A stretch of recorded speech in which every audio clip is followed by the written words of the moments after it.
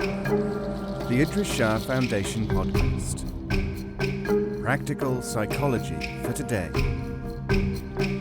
Featuring the works of Idries Shah, narrated by David Ault.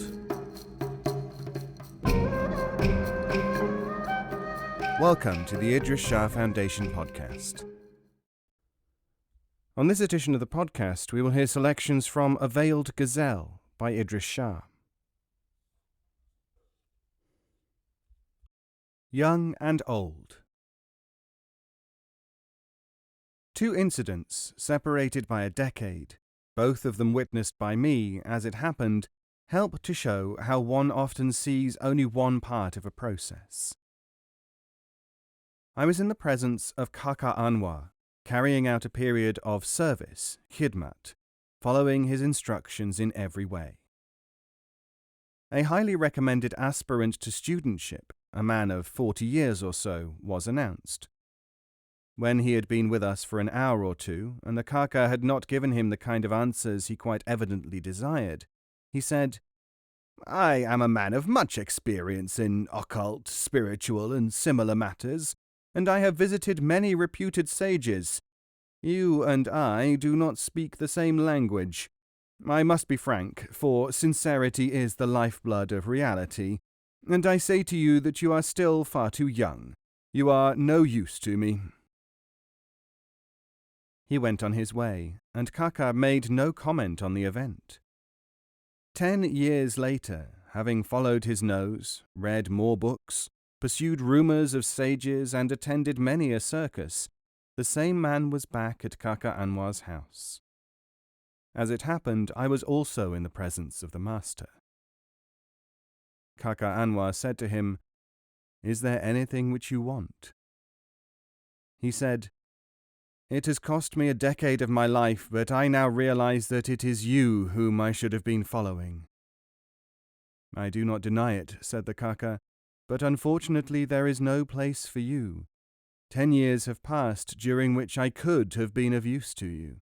You thought I was too young. Now I find that you are too old. You should have been following me, but now you cannot, for I am no use to you. What you thought was true then is true now. What you think true now was true then." Never complain. Someone was speaking against Mawjudi in a company of those who wished to encounter the truth. One of them said, "Perhaps you have not met or spoken with Mawjudi."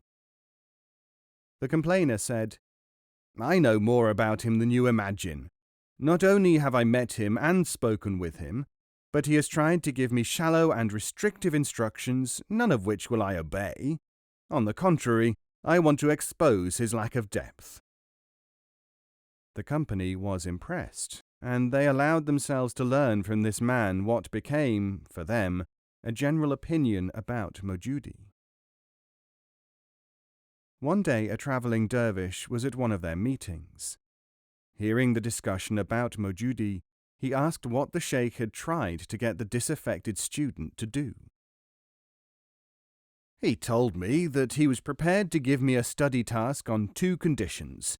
The first was that I would never complain or try to wriggle out of it. The second was that I would never, without his permission, leave his teaching or choose any other path to truth, or try to teach others." "And you rejected him on those grounds?" "And I rejected him on those grounds." "But do you not see," asked the dervish, "that Nuri Mawjudi was not only proposing to provide you with the means to progress, but was also describing all your major characteristics, weaknesses of discontent, complaint, abandonment of something without giving it a chance, trying to choose without insight some other path?" "Then why did I not understand and stay with him? If he knew what I was like, why did he try unsuccessfully to get me to join him, when he should surely have been able to predict the outcome, this very conversation even?" "Because there was always the possibility that you would see the situation as he outlined it. And until you did this, You would be doing good by illustrating your complaints and arguments by your denigration of him, how well he had assessed you. You are a living proof of his insight for those who can see it. For those who do not, like your companions here, you are a walking book that someone like me can come along and read out to them.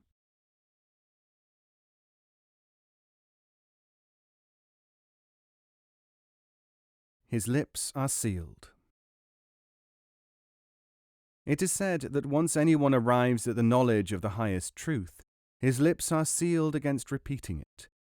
All he can do is to try to provoke, without saying why, the experiences in others which he has himself had, so that the teaching may continue by this means.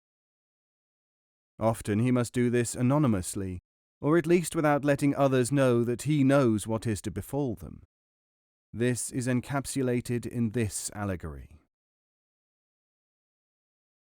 There was once a learned physician who only had to close his eyes for the remedy for the illness of any patient to be shown him in a picture.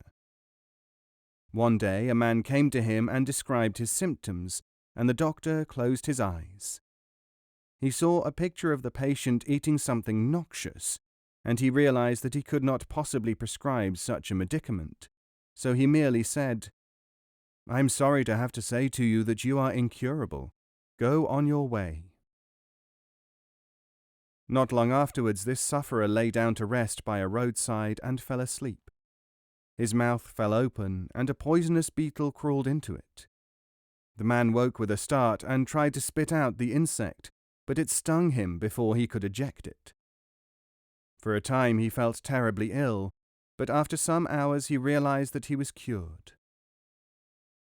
And in spite of the wise man having tried to protect himself by not speaking of poison, he still became the subject of some ridicule when the story was told. The former sufferer lost no opportunity of telling everyone that he had been cured by a stinging beetle, when the most famous doctor of the day had been unable to do anything for him.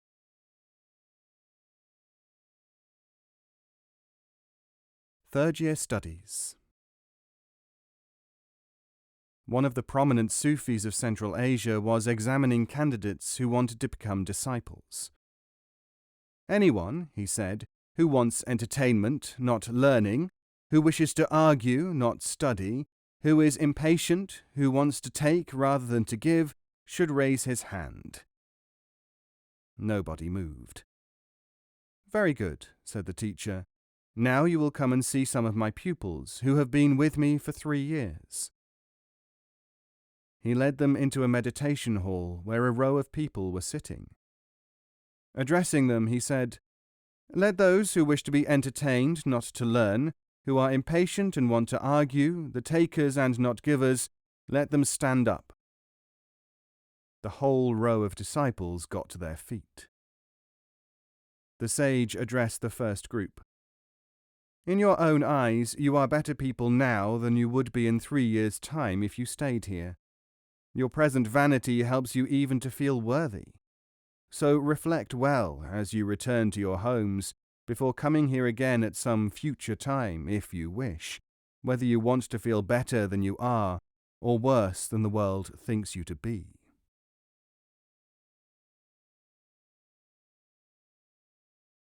The Man in the White Hat. Nim Hakim was a man of no special distinction. One day he was walking past a house when some people came out and stopped him. "Please come in," they said, "and look upon our mistress, who is sick." "Why me?" asked Nim Hakim. "Because a wise man long ago predicted her illness and said, 'When she is ill, she will only be cured by the color white, 5 feet above the ground.' While we were looking for such an object, we saw you with a white hat, realized that you were about 5 feet tall, and we really want the use of your hat." Strange, thought Nim Hakim, but he entered the house and stood at the foot of the lady's bed. A little after looking at him, sure enough, she sat up and was better. "I am a natural doctor," said Nim Hakim to himself. He had forgotten that he was only an instrument. This set in train a strange series of events. He decided that his present life as a student was a waste of his time. He would go out into the world and make his mark. Nim Hakim went first of all to the baker and asked him to bake him a loaf of bread for his travels. And he set off down the road. Presently he came to a country where nobody had heard of him and soon learned that the people had a problem. A certain elephant used to raid the countryside regularly and trample people to death. "I have a cure for all ills," said Nim Hakim to them, and he settled down to wait for the elephant. Presently it came thundering through the streets of the capital. Everyone ran away. So too did Nim Hakim, because he realized that this was rather different from standing at the foot of a sick person's bed. But the elephant caught up with him, bowled him over, and started to eat his bread. As Nim Hakim lay on the ground, stunned, the elephant started to topple over, and the people started to come out of their houses to see what was happening to their champion. They were just in time to see the elephant keel over and die. Then they carried Nim Hakim in triumph to their king. What they did not know was that the baker, who hated the superior airs of Nim Hakim, who also owed him a great deal of money, had put in the bread enough poison to kill an elephant. The king, overjoyed at the deliverance of his people, renamed Nim Hakim, calling him Nim Mullah. Hakim means doctor, but Mullah means master, for surely what Nim had done was a feat of mastership rather than of doctoring. "You may call me master if you like," said Nim disdainfully, "but I demand to be rewarded with the command of all your armies. After all, they have regularly been put to flight in the past by that very same elephant." Partly in fear, partly in admiration, and partly through greed to enlist such a formidable man in his service, the king made him Marshal of the Armies Nim Mullah, and this was his full title. Time passed, and Nim spent years in preaching his own importance, and having it passed around by those who knew of his exploit. Quite a lot of people tried to emulate him, but whenever they looked at sick people or tried to kill runaway elephants, they had no success. "Keep trying," said Nim. But his followers' failures, as much as his own success, only went to prove that he was in some way a superior man. This, at any rate, was the way it looked to all concerned. Nobody having any other opinion about the matter, Nim was firmly established in his role. Then one day the country was invaded by a man-eating tiger. Regularly the tiger crept into villages and carried off victims, until the people called upon their hero, the great Marshal Nim, to deliver them. At the head of the greatest army the country had ever seen, Marshal Nim marched against the tiger. Finally, the man-eater was espied by scouts. The troops, as usual, fled in all directions, leaving their leader alone to face the menace. After all, they said to each other, he was a sort of Superman, and it was his job to do things like that, not theirs. Nim, when he saw the tiger with his own eyes, was terrified, and climbed the nearest tree. The tiger settled down to wait for him at the foot of it. The siege went on for days. Every night the tiger roared and Nim trembled, and both got hungrier and hungrier. After a week, the tiger roared louder than ever, and Nim, weakened by fatigue and hunger, trembled worse than ever. This movement dislodged Nim's dagger from his belt. It fell just as the tiger was opening his mouth to roar again. The dagger went straight down the tiger's throat, killing him instantly. After some time, Nim realized what had happened. "I am clearly the special instrument of fate, and as such the greatest man alive," he said to himself. Climbing down from the branches, he returned to the king with the tiger's ears, and was immediately proclaimed the greatest champion of the realm. Not long afterwards, the greatest champion received news that the army of a neighboring country was invading his adopted land. In spite of the miracles which had protected him in the past, this time Nim was frightened. Packing all the gold and silver plate he could find that very night, he mounted a fast horse and rode away, trying to put as many miles as possible between himself and the enemy before dawn. His horse stumbled in the dark when they were still quite near the enemy's camp. The precious plates fell with a clang upon some rocks. The enemy soldiers, thinking that they had been attacked, rushed to arms and started to fight hand to hand with one another. So fierce was the battle that they were all killed. Nim was cowering behind some rocks, too paralyzed to move, when scouts from the king's army found him and carried him back in triumph to the throne room. There were no fresh crises during the remainder of his life, and he lived to a ripe old age. This is why you hear so much of the great Nim, who wrought miracles and was never defeated. Every nation, did they but know it, has its Nim, under one name or another, in the distant and romantic past.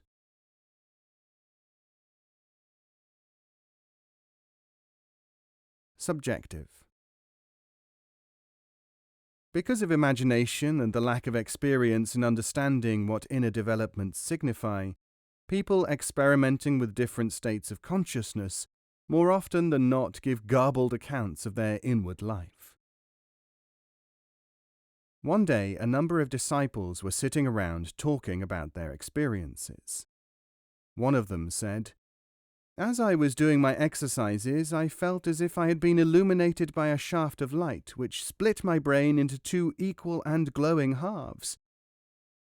He was interrupted by another who said, "That reminds me of the time when my brain was split into 90,000 pieces, and the greatest mystics in the world came to find out how I had done it."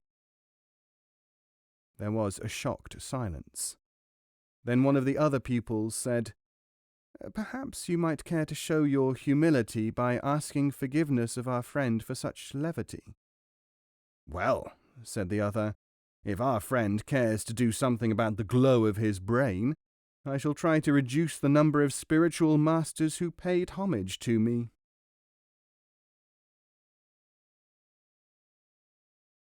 Final. A very unsuitable would-be disciple made his way, with the greatest possible effort, up the winding track to the cave of a hermit who was reputed to have great mystical powers. When he got there, he said, "I wish only to serve you and to gain the high illumination which you enjoy, and which you must surely desire to share with the humble people of the world." The hermit simply shouted, "Get out of my sight this instant!" So the traveller stumbled down the mountain track, and had just reached the bottom, when he saw the hermit waving and beckoning from his eyrie. "So," said the man to himself, "it was one of those famous tests applied to assess one's fortitude." Although he was almost exhausted, he climbed up all the way to where the hermit sat, and panting threw himself on the ground in front of him. "And another thing," said the hermit, "don't you ever try to come back with your nonsense about tests."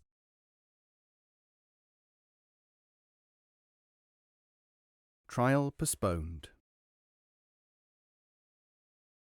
There was once a Sufi, it is said, who was to be tried by jury for undermining the beliefs of the people by writing and saying unsettling things which, it was held by the jurists, should be reserved for higher minds. Since he was a man of great importance, it was agreed that he could name the kind of people, though not the individuals, who should compose the jury for his case. He stipulated that they should be a scholar without his teacher's gown, who would admit that his own writings were not authoritative, a dervish whose pride took the form of refusing to accept money on the grounds that it was corrupting, instead of being able to detach from its corrupting effect, a butcher who had not eaten meat for 3 months, a king who could rule wisely without advisers, and an official who did not want to be addressed with respect. That was, as they tell it, 100 years ago, and the jury has not yet been assembled.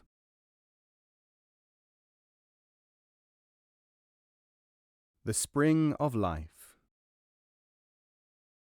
A man once decided to dedicate himself to the search for the spring of eternal life. "I shall drink from it," he said, "and afterwards share the discovery with all mankind." After many years, he found the spring. He drank, and he drank, and he drank. First youth returned to him, and as he drank yet more, he became younger and younger, until he became a squealing baby lying by the spring, crying for more and more to drink. A woman passing nearby saw the child, and brought him up as her own. And that is why he was not able to tell anyone where the spring of life is.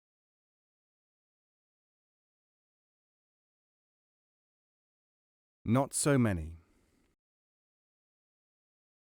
The world of supposedly spiritual people is full of unconsciously hypocritical people. A self-centered aspirant to higher consciousness was visiting a Sufi center and paused to speak to the keeper of the gate. "I was reflecting," he said, "how few of us know how many true seekers of the truth there are in this world." "I have been looking after this gate for half a century, and I can tell you something about it," said the other man. "Oh, really? Then how many are there?" "One fewer than you think there are."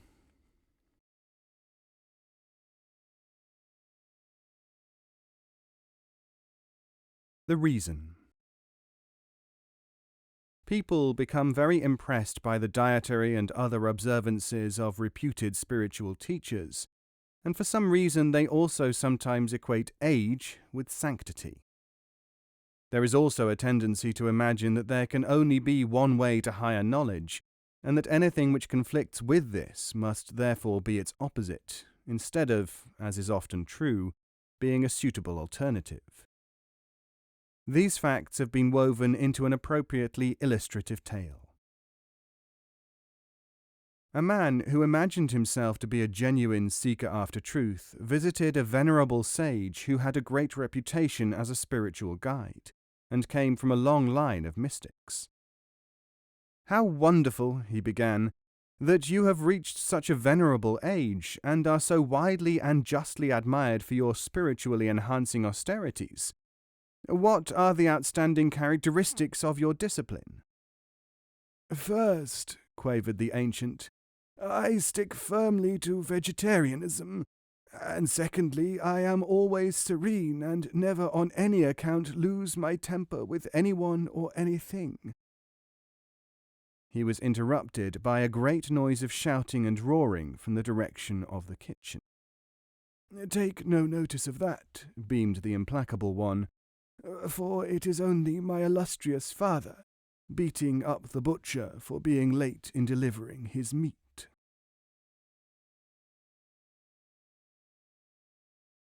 Another way of doing things. There was once a king who was a terrible tyrant, and at last a deputation of his people went to a Sufi master, asking him to help them get rid of him. "Very well," said the Sufi, "but I can do nothing direct. I must take advantage of what is there already. Understanding the patterns of life and thought is the work of Sufis." Presently he presented himself before the king. "Great monarch," he said, "I insist that I be killed 3 paces in front of your throne 2 hours from now." The people who were present said to one another, "What a great man is our Sufi! Undoubtedly he seeks to become a martyr, so that when the king kills him, the people will rise in fury and dethrone the monster." But the king, for whom things were not so obvious, was nevertheless highly suspicious. "Take the man to the dungeons and put him on the rack until he admits why he really wants to be killed," he commanded. Half an hour later, the chief torturer appeared with his captive before the king and reported, He says that it has been foretold that whoever dies on that spot at the time indicated will become the supreme human being of the age. The king himself stepped forward. "Slay me here, immediately," he commanded. And nobody, of course, dared to disobey his order.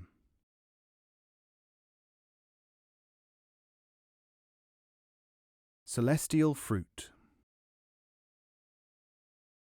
Once upon a time, there was a man who was completely obsessed with the search for truth.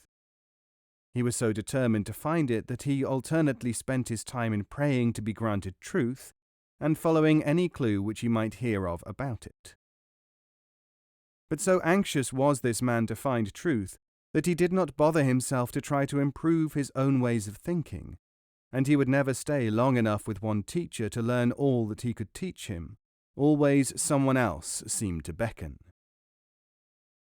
One day, this man was walking through the streets of Istanbul when he saw a man in luminescent green walk into a mosque. He remembered that it was said that such a man might be Hidr, and that one should seize his garment and ask him to grant a favor. He went into the mosque, found Hidr near a pillar, held onto his sleeve, and said, "Great Hidr, man of beyond, grant me the vision of truth." Hidr looked at him and said gently, "You are not ready for truth yet." But the man insisted, and Hidr said, "Since you have seized my sleeve, and because some may one day benefit from your story, I shall let you experience truth, but your fate will be upon your own head." Hidr conducted the seeker to a certain house. There, in a special room, they spent some time in contemplation.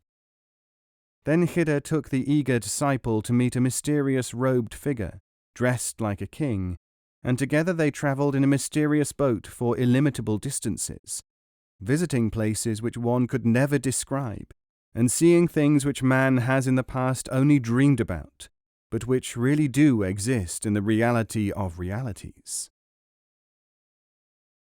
One day the man said to the king, "I feel I would like to return to visit my kindred and see how man has behaved since I have been away." The king said, "Holy Hidr, my representative, has already told you that you were not ready for truth. Now you have arrived at the condition in which you may find that you have not understood that there is the eternal and the temporary. If you return now, you will find that there is seemingly nothing left of what you knew." "What talk is this?" asked the man. "For was it not only a few months ago that I left my own village? May I not see my own family again? How can things change in such a space of time?" The king said, "You will find out, but you will never now be able to return to us, and truth, although you have found it, is of no use to you. Perhaps if others can hear of these facts through you, however, it may help you in some way at some time." With these cryptic remarks, he gave the disciple a celestial fruit, saying, "Eat this when you have no other course open to you." And he instructed one of his lieutenants to return the traveller to his home. When he arrived there, he found that endless ages had passed. His house was a ruin, and there was hardly anyone who could understand his language. People crowded around him, and he told them his story. They thought that he was either a deranged saint or someone who had descended from heaven. He could make nothing of the mystery as to why he had not himself aged during what turned out to be many thousands of years' absence. And so, in his perplexity and dissatisfaction, he ate the celestial fruit.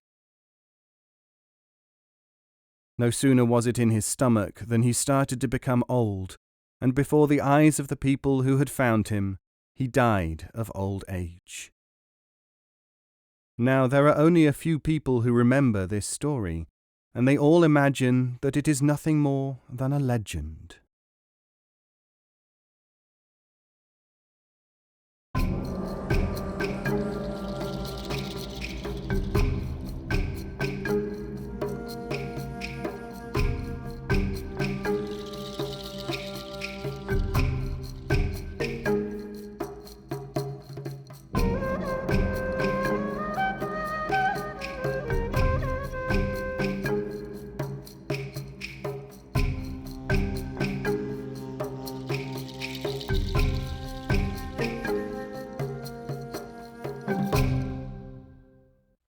This audio is made available by the Idries Shah Foundation and is copyright 2019. All rights reserved.